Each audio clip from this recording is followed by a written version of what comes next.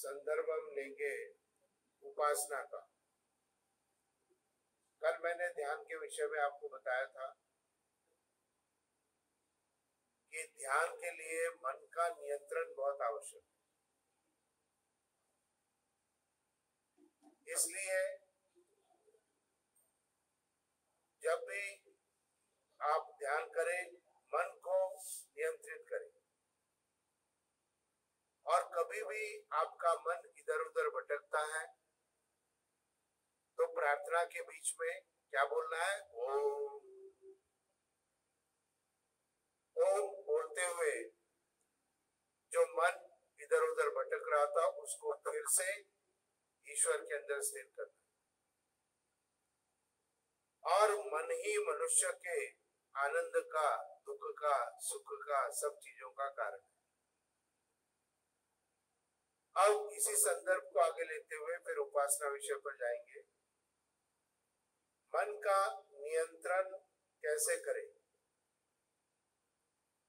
कैसे हमारा मन हमारे कंट्रोल में रहे, तो दो बातें बताई गई है जिससे हम मन को अपने नियंत्रण में कर सकते हैं। एक तो है जो हम अन्न खाते हैं, उस अन्न का प्रभाव हमारे शरीर के ऊपर पड़ता है। इसलिए कहा भी है जैसा खाए अन्न वैसा बने मन, और जैसे बने मन वैसे बने विचार, और जैसे बने विचार करते हैं वैसे व्यवहार। इसलिए अपने सात्विक अन्न पर और अल्प भोजन पर, देखिए आयुर्वेद में कहा गया है कि 1/4 भाग आपके भूख का, पेट का खाली रहना चाहिए। लेकिन आजकल हम सभी लोग जितना भोजन लगभग 15 वर्ष पूर्व करते थे उतना ही आज करते हैं। भले 2 रोटी खाते थे 15 साल पहले, आज भी हम कहते जी हम 2 ही रोटी खाते, लेकिन इन 15 वर्षों में आपके पेट की क्षमता कम हो गई है। इसलिए भोजन का, आहार का संतुलन आपके मन को नियंत्रित करता है। कोई भी चीज जो आप पीते हैं, जैसे उदाहरण के लिए 1 गिलास दूध पीते हैं मान लीजिए, तो वो दूध जाके क्या करता है, हमारे शरीर में हमको शक्ति देता है, ताकत देता है। और मान ले हम 1 गिलास मद्य पी ले, शराब पी ले, तो शराब जाके क्या करेगी, ताकत देगी क्या? नहीं देगी ना। क्वांटिटी दोनों की सेम है, एक ही ग्लास है, तो लेकिन वो अन्न जो है अंदर जाके हमारे प्रभाव डालता है। जिनको क्रोध अधिक आता है उनको कहा गया कि ज्यादा तीखा नहीं खाना, क्योंकि ज्यादा तीखा और ज्यादा नमक वाला खाने से हमारा ब्लड सर्कुलेशन हाई हो जाता है और वो सभी चीजें हमारे जीवन के ऊपर प्रभाव डालती है। इसलिए मन को यदि नियंत्रित करना चाहते हैं तो अपने अन्न पर नियंत्रण करना प्रारंभ करो। कैसे नियंत्रण होगा अन्न पर? मेरे पास बहुत सीधे सरल तरीके इसलिए है क्योंकि बहुत से लोग मुझे प्रश्न करते रहते, शंका करते रहते हैं।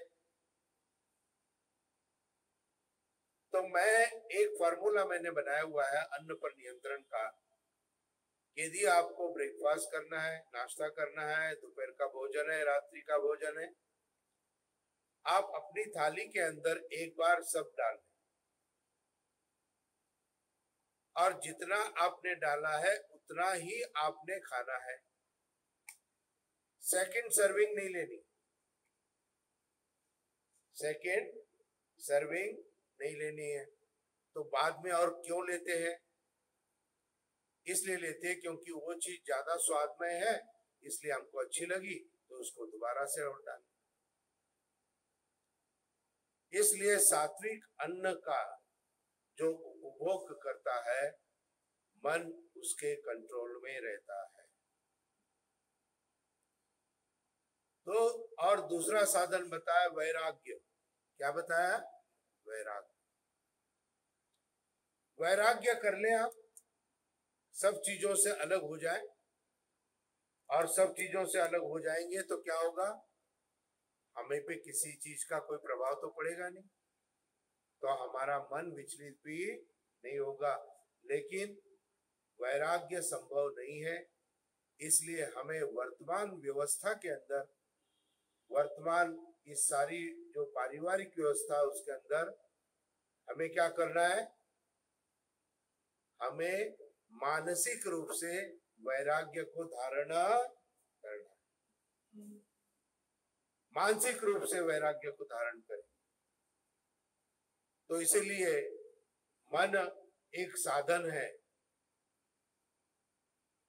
मन से, साधन से हम ध्यान कर सकते हैं,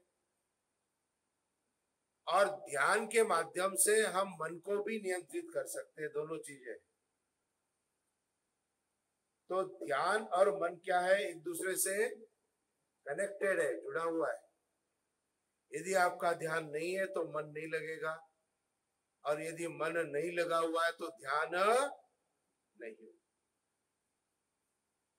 इसलिए ईश्वर की समीपता जिसको प्राप्त करनी है उसको उपासना के अंतर्गत जाना चाहिए, और उपासना के माध्यम से हम ईश्वर की समीपता को प्राप्त कर सकते हैं।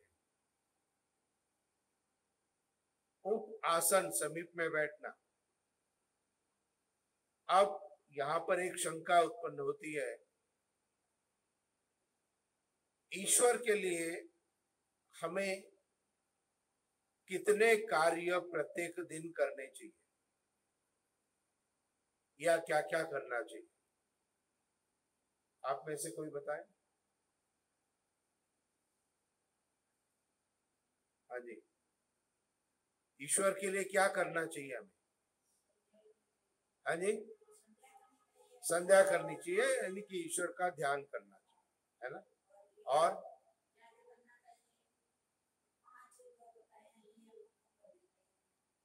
देखिए, ईश्वर के लिए, हाँ जी ठीक है, ईश्वर के लिए हमें 3 बातें नित्य प्रति करनी चाहिए।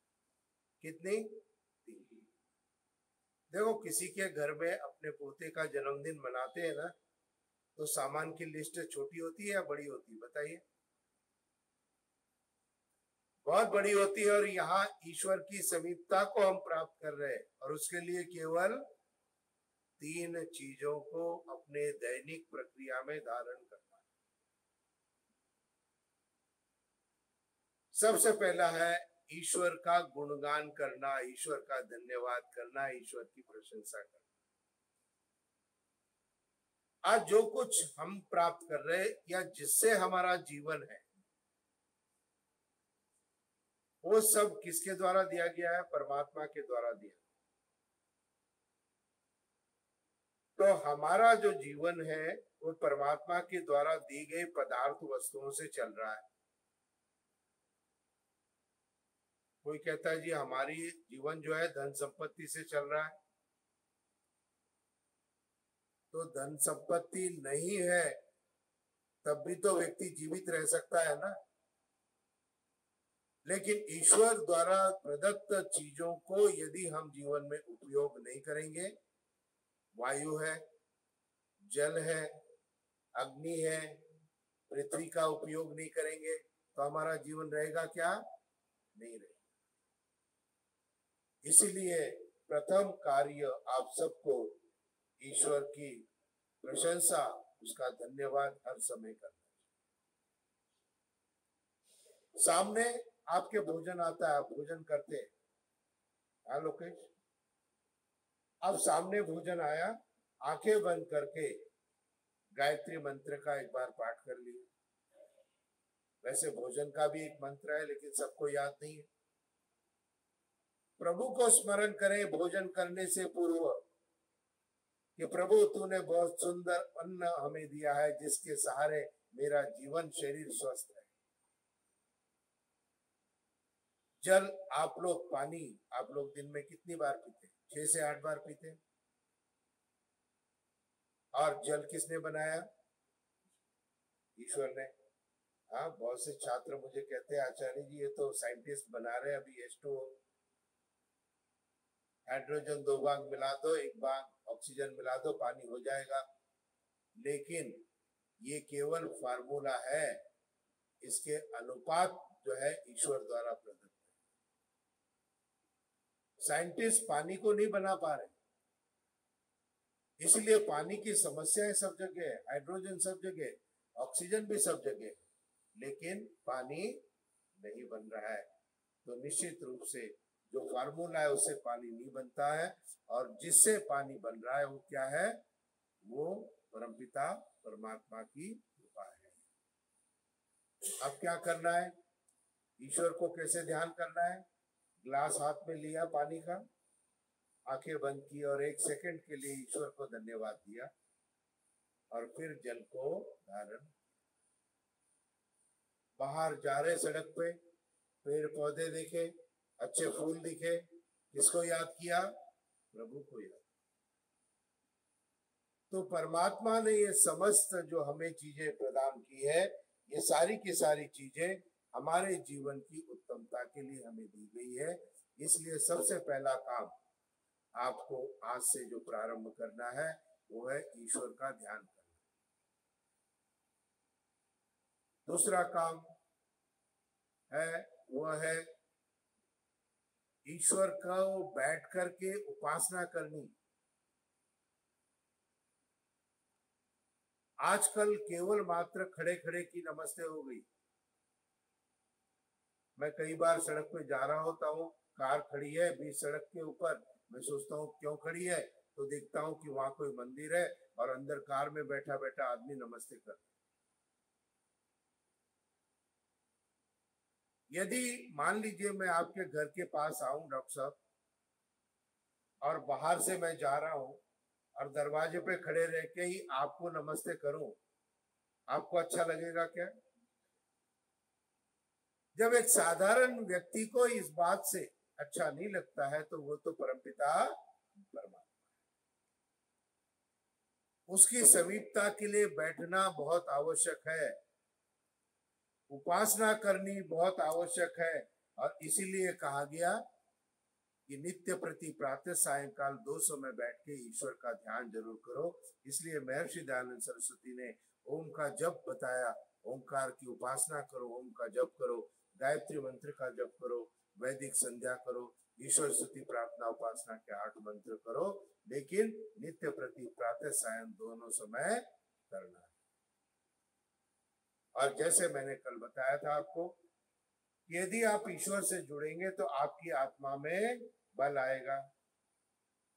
तो कल तो मैंने बताया था ईश्वर से जुड़ने से एक तो बल प्राप्त होता है, और दूसरी क्या बात बताई थी मैंने? डायरेक्शन। देखिए आपकी तो लाइट दिमाग की जल गई, आपने बता दिया। मैंने कल बताया था, अब सबने उसको रिपीट किया। इसका अर्थ क्या है? इसका अर्थ है कि मुझे जो कुछ भी प्राप्त हो रहा है, अब उसको अपने जीवन में धारण करने की प्रक्रिया मेरी प्रारंभ। याद तो रहा लेकिन धारण नहीं किया। बच्चा जब क्लास में पढ़ता है तो याद कर लेता है घर पे आके, लेकिन उसको यदि प्रत्येक दिन या आने वाले समय समय पर वो यदि याद नहीं करे तो उसको याद रह सकता है क्या? वो नहीं रह सकता। नित्य प्रति का अभ्यास।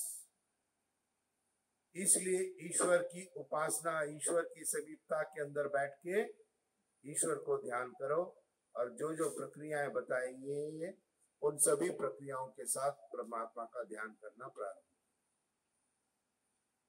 तो ईश्वर की प्रशंसा करें, पहला ईश्वर का धन्यवाद करें, और दूसरा नित्य प्रति बैठ के ईश्वर का ध्यान करें, और तीसरी जो बात आवश्यक है वो है अपने लिए प्रार्थना करें। बहुत से लोग शंका करते हैं मुझे, कहते आचार्य जी वह ईश्वर तो सब कुछ जानता है ना, और ये कहा भी है ईश्वर सबके मनोभावों को यथावत जानता है। यथावत का अर्थ यह हो गया जैसा कहा गया वैसा। तो ईश्वर हमारे मनोभाव को जानता है तो हम प्रार्थना क्यों करें? लेकिन वेदादि शास्त्र कहते हैं और वेद के अनेकों मंत्र जिनका आप पाठ करते हो, जिनकी आप आहुति देते हैं, उसके अंदर प्रार्थना है या नहीं? बताइए, प्रार्थना है ना? इसीलिए कि हमें प्रार्थना नित्य प्रति करनी है। क्यों?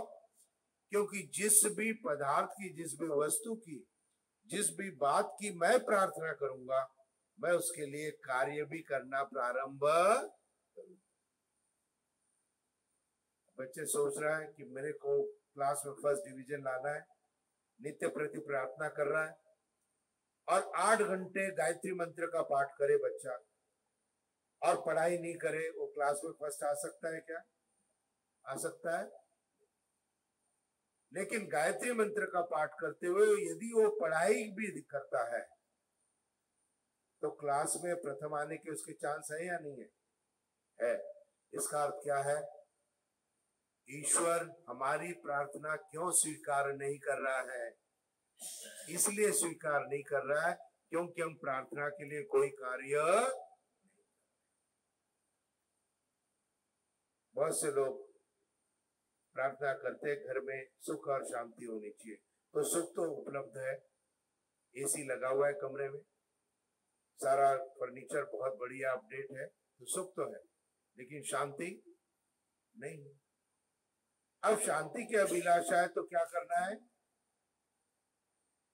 बताइए। मौन रहना है, स्वयं शांत रहना है। तो पुरुषार्थ करने से आपकी प्रार्थना ईश्वर स्वीकार करता है। जो व्यक्ति पुरुषार्थ नहीं करता है वो कितनी भी प्रार्थना कर ले, ईश्वर उसकी प्रार्थना को स्वीकार नहीं करता। एक उदाहरण आपको देता हूं। मान लीजिए आप किसी रिक्शे के ऊपर जा रहे हैं और रिक्शे पर जाते हुए वो रिक्शे का एक पहिया गड्ढे में चला गया, छोटा सा गड्ढा था। अब उसने, रिक्शे वाले ने निकालने का प्रयत्न किया, नहीं निकला। अब उसने क्या किया? रिक्शे वाले ने साइड में जाके खड़ा हो गया और रिक्शे पे सामान लगा हुआ था, वो साइड में खड़ा हो गया और गायत्री मंत्र से ईश्वर की प्रार्थना करने लगा, प्रभु मेरी सहायता करो, गड्ढे से मेरी रिक्शा को निकालो। 5 मिनट हुए, उसकी रिक्शा वही की वही है। लेकिन दूसरी परिस्थिति के अंतर्गत जब वो रिक्शे वाला जिसका पहिया गड्ढे के अंदर चला गया है, यदि वो उसको निकालने का प्रयत्न करता है तो पीछे से जो आदमी पहला आता है वो क्या करता है? उसको हाथ दे करके बाहर निकाल। आज हमारी प्रार्थनाएं बहुत सारी है, हम ईश्वर से बहुत सारी चीजें चाहते हैं और जिसमें सर्वोपरि क्या चाहते हैं? स्वास्थ्य। और स्वास्थ्य के लिए न जाने हम कहां कहां भटकेंगे, लेकिन स्वास्थ्य के लिए जो आवश्यक है, प्रातः काल घूमना और लाइट एक्सरसाइज, छोटी हल्की मुल्की एक्सरसाइज, वो हम नहीं करते। ध्यान करें हमेशा, ईश्वर दयालु है, ईश्वर सबके ऊपर अपने दया के भाव रखता है। हमें ईश्वर की दया की योग्यता को प्राप्त करना है। क्या करना है? योग्यता को प्राप्त। तो इसलिए 3 बातें ईश्वर के लिए आवश्यक है। वो क्या है? ईश्वर की स्तुति, ईश्वर की प्रार्थना और ईश्वर की उपासना। इसीलिए महर्षि दयानंद सरस्वती ने 8 मंत्र ईश्वर स्तुति प्रार्थना उपासना के दिए। कारण क्या था? 8 मंत्र क्यों दिए? क्योंकि वेद के मंत्र के अंतर्गत कोई भी एक बात हो सकती है, केवल स्तुति होगी या केवल प्रार्थना होगी या केवल उपासना होगी। लेकिन वेद मंत्र में दो का भी समावेश होता है, स्तुति और प्रार्थना दो होता है, उपासना नहीं है। या स्तुति और उपासना होगी या प्रार्थना और स्तुति होगा। इसलिए महर्षि दयानंद सरस्वती ने 8 मंत्रों का समन्वय हमें किया है, जिसके अंतर्गत स्तुति भी हो जाती है, प्रार्थना भी हो जाती और क्या लिखा महर्षि दयानंद सरस्वती ने?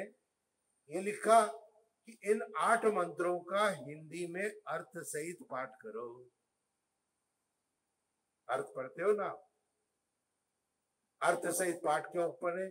क्योंकि जब हम वेद मंत्र जो संस्कृत में है उसके अर्थ को पढ़ेंगे तो अर्थ में अंदर जब हम पढ़ेंगे तो हमें समझ में आएगा कि हमें क्या प्रार्थना कर रहे हैं, हम ईश्वर के किन स्वरूपों का ध्यान कर रहे हैं, तो हमारी कनेक्टिविटी बन जाएगी। तो ईश्वर की स्तुति, प्रार्थना और उपासना। अब हम कर क्या रहे? थोड़ा आत्मा विश्लेषण यदि आप करें तो कहते हैं आचार्य जी स्तुति तो हम करते रहते हैं कभी कभी, और क्या करते हैं? कहते हैं सबसे ज्यादा तो प्रार्थना करते हैं। और उपासना करते हो क्या? बैठ करके संध्या करते हो क्या?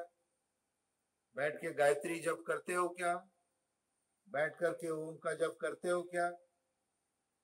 तो कहते हैं आचार्य जी टाइम नहीं है। क्या कहते हैं? एक नवयुवक ने जब मुझे ये बताया, मैंने उसको पूछा कि भाई नित्य प्रति प्रातः सायकाल बैठ के ईश्वर का ध्यान क्यों नहीं करते हो? क्या कहता है? आचार्य जी टाइम नहीं है। मैंने उस नवयुवक से एक प्रश्न किया, मैंने कहा बेटा एक बात बताओ, आप रात को सोते हो या नहीं सोते हो? कहते आचार्य जी तो सोता हूं, मैं 6-7 घंटे सोता हूं। मैंने कहा आप भोजन करते हो या नहीं करते हो? कहते जी 2 टाइम भोजन करता हूं मैं। कितना समय लगता है? 15-20 मिनट का समय लगता है एक भोजन में। मैंने कहा तुम स्नान करते हो या नहीं करते हो? बोला हाँ जी करता हूं। मैंने कहा कितना टाइम है? कहता आधा घंटा, 15 मिनट से आधा घंटे का समय लगता है। मैंने कहा एक बात बताओ बेटा, स्नान के लिए तुम समय दे रहे हो, भोजन के लिए तुम समय दे रहे हो, और सोने के लिए भी तुम समय दे रहे हो, और अपने ऑफिस के लिए भी तुम समय दे रहे हो, लेकिन जहां मैं ईश्वर की बात कर रहा हूं तो तुम्हारा ये उत्तर क्यों आ रहा है? आचार्य जी समय नहीं। जैसा हमारी दैनिक प्रक्रिया के अंतर्गत हर चीजों के लिए समय हमने निकाला हुआ है, निश्चित किया हुआ है, वैसा ही आप अपना समय दैनिक ईश्वर की स्तुति, प्रार्थना, उपासना के लिए करना प्रारंभ करें। तो एक तो आपको आज का संकल्प कि नित्य प्रति चाहे मैं 5 गायत्री मंत्र का पाठ करूंगा, लेकिन करूंगा जरूर। वैदिक संध्या करूंगा, लेकिन करूंगा जरूर। नित्य प्रति प्रातः सायंकाल संकल्प करें कि उपासना का माध्यम है ईश्वर को ध्यान करना, और यदि हम उपासना नहीं करेंगे तो ईश्वर की समीपता हमारी आत्मा को प्राप्त नहीं होगी, और आत्मा में फिर बल नहीं प्राप्त होगा, हमारी आत्मा निर्बल बनी रहेगी, और हमें जो दुख और कष्ट है उनको भी सहन करने की ताकत हमें प्राप्त नहीं। विश्वानिदेव के मंत्र में जो स्वामी जी ने अर्थ किया, शास्त्री जी, कि आप कृपा करके हमारे संपूर्ण दुर्गुण, दुर्व्यसन और दुखों को, क्या कहा? दुखों को, लेकिन कर्म फल व्यवस्था है या नहीं है? है ना? पाप कर्म का दूर कर सकता है क्या परमात्मा? फल नहीं कर सकता, बाध्य है परमात्मा। महाभारत में भी लिखा है अवश्यमेव भोक्तव्यम कृतम कर्म शुभ अशुभम। अब महर्षि दयानंद सरस्वती का आशय क्या था, समझिए इस बात को। आपका दुख किस प्रकार से दूर होता है, जो ऋषि ने लिखा है, यदि जिस दुख को आप सहन कर जाते हो वो दुख आपका दूर हुआ कि नहीं हुआ, बताओ। हाँ, हो जाता है ना, सहन कर लिया।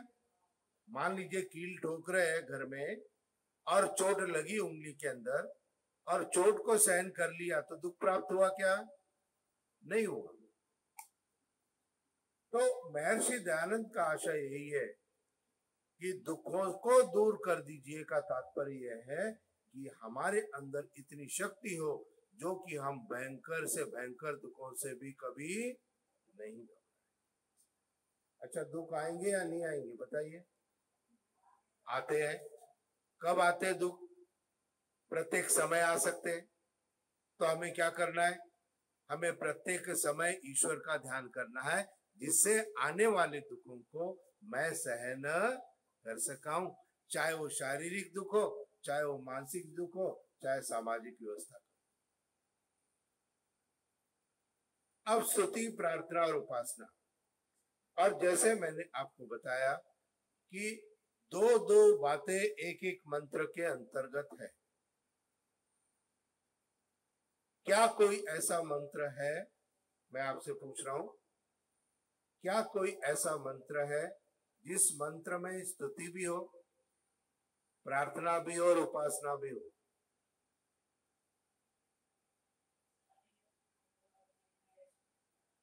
नहीं, अग्नि नय सुपथा में दो चीजें, एक तो ईश्वर की महत्ता है, दूसरा प्रार्थना है कि ईश्वर हमें सुपथ पर ले जाए।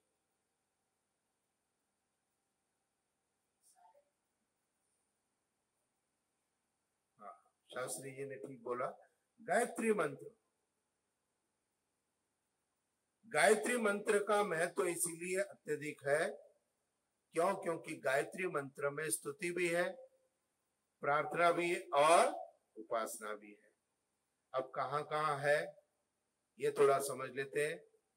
गायत्री मंत्र में ओम भूर्भुवस्वः तत्सवितुर्वरेण्यं भर्गो देवस्य, देवस्य तक, देवस्य तक क्या है? ईश्वर की स्तुति है, ईश्वर की प्रशंसा है। ओम भूर्भुवस्वः तत्सवितुर्वरेण्यं भर्गो देवस्य, देवस्य तक क्या है? ईश्वर की स्तुति है। और फिर क्या शब्द आया? धीमहि। धीमहि क्या है? उपासना है या प्रार्थना है? बताइए। नहीं, धीमहि वो तो अगला अगला बता रहे माता जी आप। धीमहि शब्द का अर्थ क्या है? धारण करते हैं। क्या करते हैं? धीमहि। किसको? परमात्मा के भर्ग स्वरूप को, शुद्ध तेज स्वरूप को हम धारण करते हैं। तो धारण करना ये क्या है? उपासना है। ईश्वर के तेज को हम धारण करते हैं। और फिर गायत्री मंत्र का अंतिम भाग क्या आता है लोकेश? धियो यो नः प्रचोदयात्, परमात्मा मेरी सद्बुद्धियों को उत्तम कर्मों में प्रेरित करे। ये क्या है? प्रार्थना। तो गायत्री मंत्र एक ऐसा मंत्र है और महर्षि दयानंद सरस्वती ने भी उसके महत्व को जानते हुए, समझते हुए लिखा कि यज्ञ के अंत में गायत्री मंत्र की आवश्यक आहुतियां आवश्यक रूप से दी। तो स्तुति, प्रार्थना और उपासना तीनों का समावेश है। हाँ जी, पूछूं मैं आपसे, जरा बताएं मुझे जिससे आपको याद हो जाए। हाँ जी, आपका नाम मैं भूल रहा हूँ। हाँ, सोमनाथ जी। हाँ, चलो, बहुत दिनों बाद उनसे मिले। सोमनाथ जी, धीमहि क्या है शब्द? स्तुति है, उपासना है या प्रार्थना है? धीमहि गायत्री मंत्र में आएगा। लोकेश? उपासना है। धीमहि क्या है? उपासना है। और प्रार्थना क्या है? आप सभी बोलेंगे। प्रार्थना क्या है? धियो यो नः। और स्तुति क्या है? ओम भूर्भुवस्वः तत्सवितुर्वरेण्यम भर्गो देवस्य। तो जब हम गायत्री मंत्र का पाठ करें, किसमें? दैनिक साधना के अंतर्गत, दैनिक ध्यान में, दैनिक उपासना में, तो जब हम पाठ कर रहे हैं ओम भूर्भुवः स्वः तत्सवितुर्वरेण्यम भर्गो देवस्य, तो हम ईश्वर का ध्यान करें। किसका ध्यान करें? ईश्वर का। प्रभु को ध्यान करें, उसकी व्यापकता को देखें, उसकी दिव्यता को अनुभव करें। और फिर जब हम कहेंगे धीमहि, क्या करें? धारण करते हैं। और फिर क्या करना है? प्रार्थना करना है कि प्रभु मैं आज संकल्प लेता हूँ, दियो यो न प्रचोदयात्, मेरी बुद्धि आज के पूरे दिन अच्छे कर्म में प्रवृत्त। प्रत्येक दिन का अभ्यास। ये बहुत छोटी छोटी बातें हैं जिनको कि आपको समझाना मैं अपना कर्तव्य समझता हूं। और ये बातें जो आज मैंने आपको बताई प्रामाणिक है। एक गायत्री मंत्र के अंतर में जो अशुद्धियां हम बोलते हैं, जो मैं अक्सर सुनता हूं, वो अशुद्धि क्या है? बताइए, आपने कभी सोचा इस बारे में? क्या गायत्री मंत्र हम शुद्ध बोलते हैं या अशुद्ध बोलते हैं? देखो, संस्कृत में शुद्ध बोलना जरूरी है क्या नहीं है? अशुद्ध बोलेंगे तो अर्थ क्या हो जाएगा? पलट जाएगा। हम क्या अशुद्धि बोलते हैं? एक ही शब्द हम बोलते हैं अशुद्ध, तत् सवितुर्वरेण्यम। हम क्या बोलते हैं? नियम। तत् सवितुर्वरेण्यम शब्द क्या है? तत् सवितुर्वरेण्यम। क्या शब्द है? वरेण्यम। तत् सवितुर्वरेण्यम। वरेण्यम का अर्थ धारण करने योग्य। अभ्यास करेंगे, मेरे साथ बोलिए, तत् सवितुर्वरेण्यम, तत् सवितुर्वरेण्यम, तत् सवितुर्वरेण्यम। अब पूरे गायत्री मंत्र को दोहराएंगे। ओम भूर्भुवः स्वः तत्सवितुर्वरेण्यम भर्गो देवस्य धीमहि धियो यो नः प्रचोदयात्।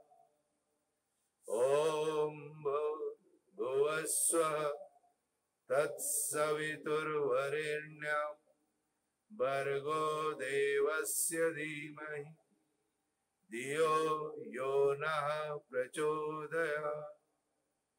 ओम भूर्भुवः स्वः तत्सवितुर्वरेण्यम भर्गो देवस्य धीमहि धियो यो नः प्रचोदयात्। तो गायत्री मंत्र की इस अशुद्धों को हमको दूर करना है। अब मैंने आज आपको बता तो दिया, लेकिन बहुत जल्दी दूर होने वाली नहीं है। क्यों? क्योंकि ये हमारी आदत के अंदर आ गया, हमारे स्वभाव के अंदर आया है। इसलिए जब गायत्री मंत्र का पाठ प्रारंभ हो, उसी समय वरेण्यम का ध्यान करना है। क्या ध्यान करना है? वरेण्यम। मुझे क्या बोलना है? वरेण्यम। बस जब भी गायत्री का जप करें, वरेण्यम शब्द को ध्यान करें और हम उसको करें, और अर्थ सहित गायत्री मंत्र का जप करना है।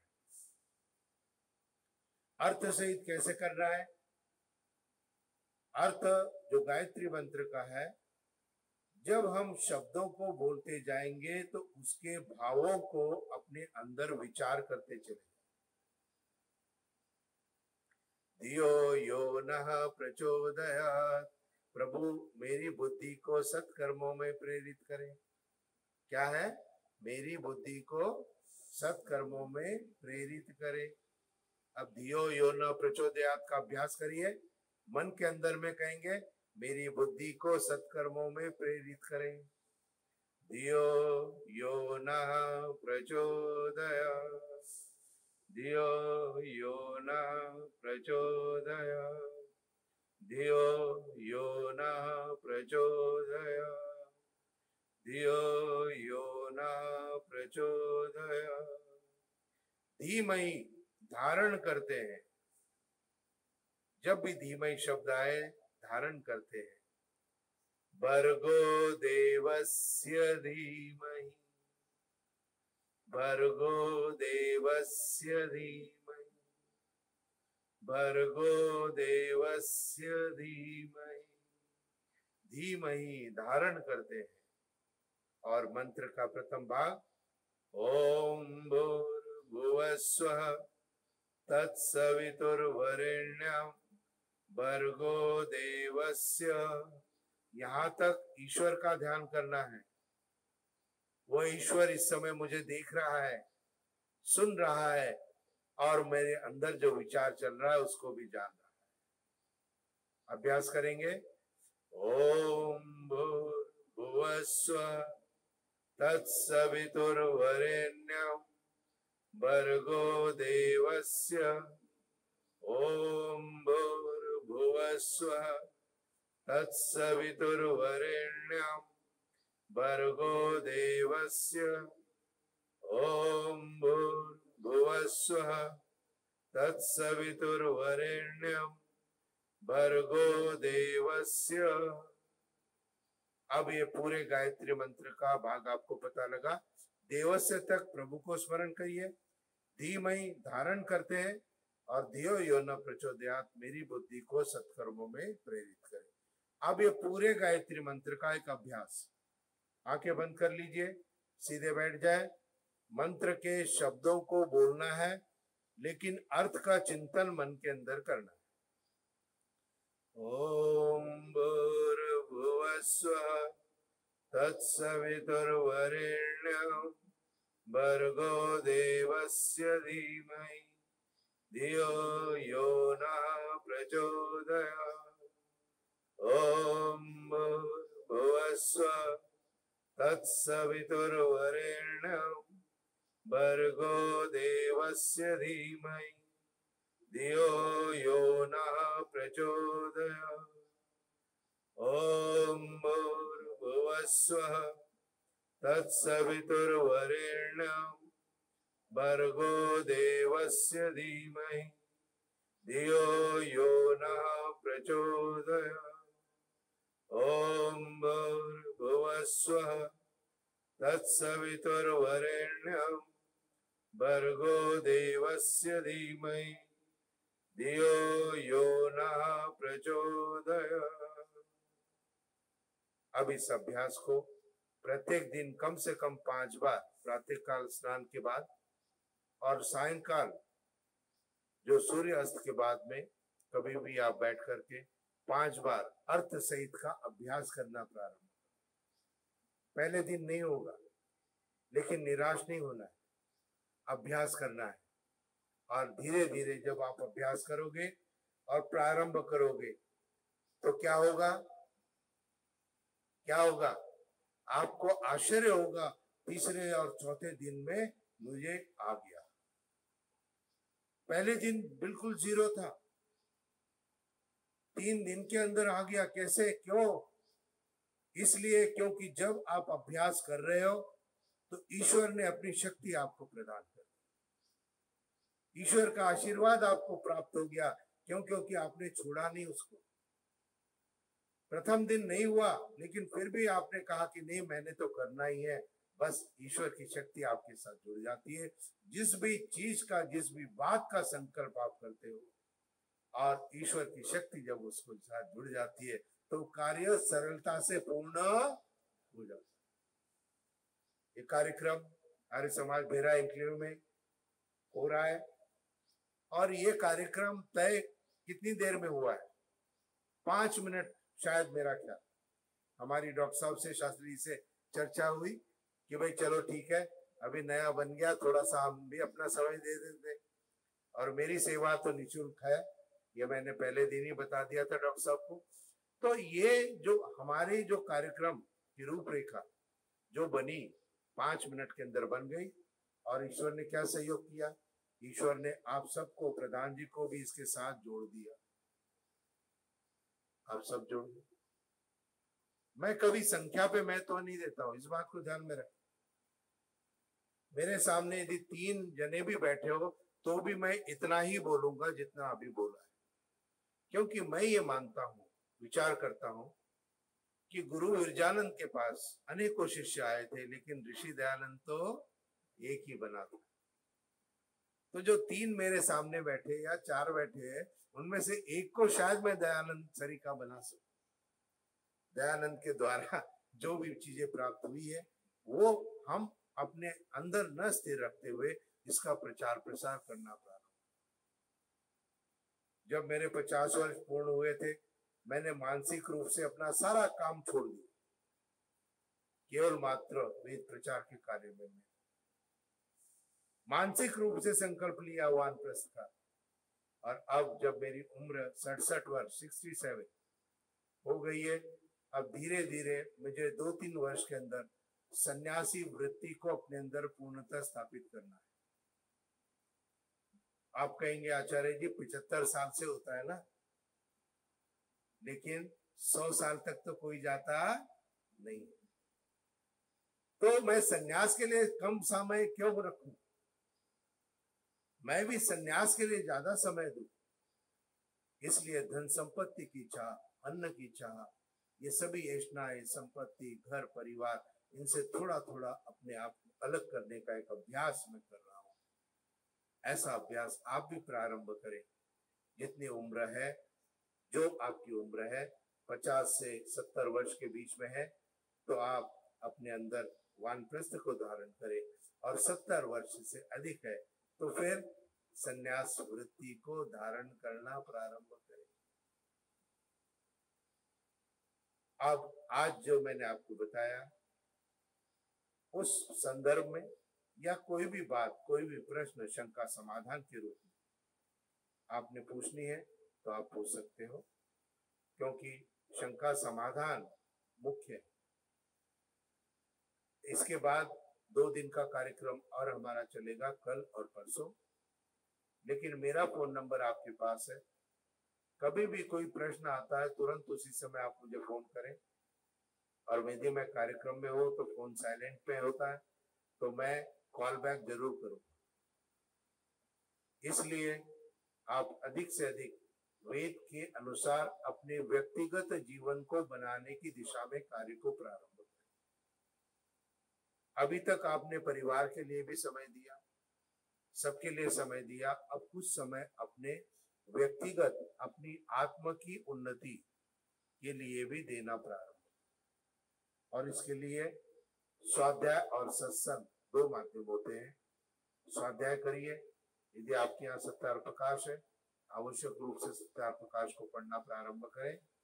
और यदि सत्यार प्रकाश नहीं है, कोई भी पुस्तक आपके यहाँ है, उस पुस्तक को आप जो है नित्य प्रति प्रत्येक दिन पढ़ना प्रारंभ करें। और सत्संग में जो भी कुछ सुने उसके अंदर से अपने अंदर डालना जरूर है। एक स्टेप ऊपर चढ़ना है, एक सीढ़ी ऊपर चढ़नी है। मंजिल तो बहुत ऊंची है, ज्ञान तो मेरे में भी पूर्ण नहीं है, इसलिए हमें सीढ़ी दर सीढ़ी आगे बढ़ते हुए आगे जीवन में चलने का प्रयत्न करना है। और वो सीढ़ी का सोपान क्या है? शंकाओं का समाधान। आपके प्रश्न आपके ज्ञान को बढ़ाएंगे। इसलिए आप में से कोई भी शंका करना चाहता है, कुछ पूछना चाहता है, आप पूछिए।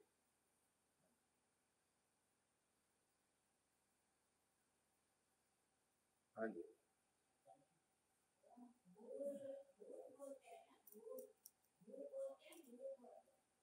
हाँ जी, शास्त्री जी बताओ।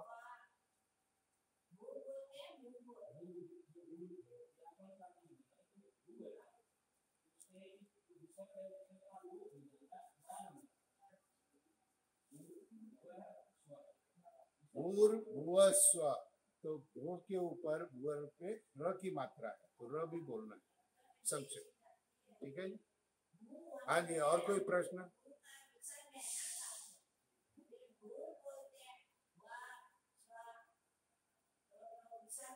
हाँ जी, हाँ जी, जैसा है वैसा ही बोलना है। जैसा अधिकतर लोग विराम नहीं देते, विराम भी दो जगह है गायत्री में। भू नहीं बोलना चाहिए, भू नहीं, भू, भूर भुआ, भू भुआ, हाँ, अल्प। हाँ जी, और कोई प्रश्न? हाँ जी, आप प्रारंभ करो माता जी, अपने आप शुद्ध हो जाएगा आप, ठीक है ना? चलिए, देखो एक बात मैं आपको बता देता हूँ, एक बात मैं आप सबको बता देता हूँ। बहुत से लोग प्रश्न कर रहे हैं, आचार्य जी हम मंत्र तो बोले लेकिन अशुद्ध हो जाए तो? मेरा उत्तर क्या है इस प्रश्न पे, इस शंका पर मेरा उत्तर यह है, आपको शुद्ध पढ़ने का प्रयत्न करना चाहिए, लेकिन यदि आप अशुद्ध पढ़ते हो तो ईश्वर आपके पढ़े हुए को सुन रहा है, लेकिन आपके अंतःकरण के अंदर भाव को भी तो वो जान रहा है ना।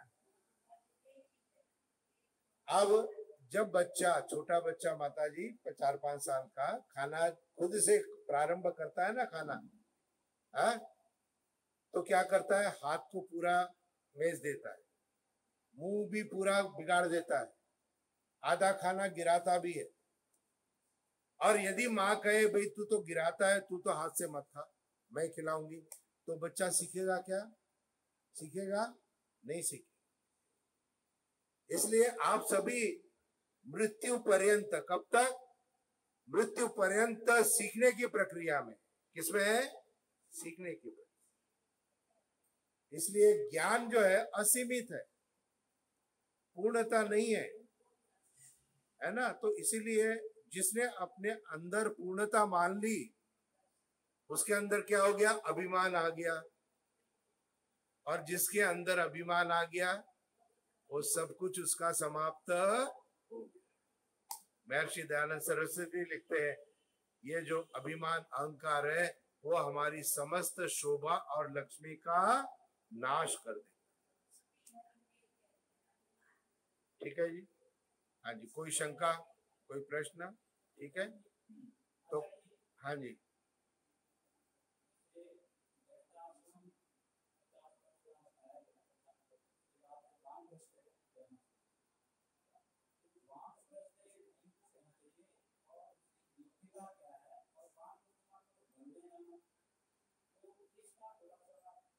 ऐसा है, जो हमारी आश्रम व्यवस्था में वानप्रस्थ आश्रम का पूछ रहे हैं, तो 50 वर्ष से 75 वर्ष की आयु का जो काल है वो वानप्रस्थ आश्रम का बताया, और उसके अंदर में ये बताया गया है उसके कर्तव्य।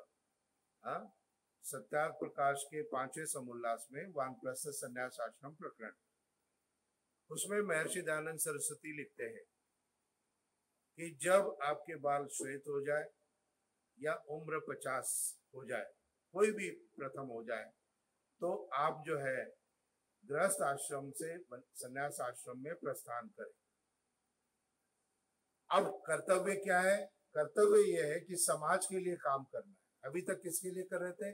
परिवार के लिए, लेकिन परिवार छोड़ना नहीं है, परिवार में रहते हुए समाज के लिए अधिक समय देना, बाहर की व्यवस्था के लिए। और वानप्रस्थी को अपने स्वयं में स्वाध्याय ग्रंथों को पढ़ना प्रारंभ करना चाहिए, और वानप्रस्थी को अपने अंदर लोक भावना को रखना चाहिए, समाज सेवा की भावना को रखना चाहिए।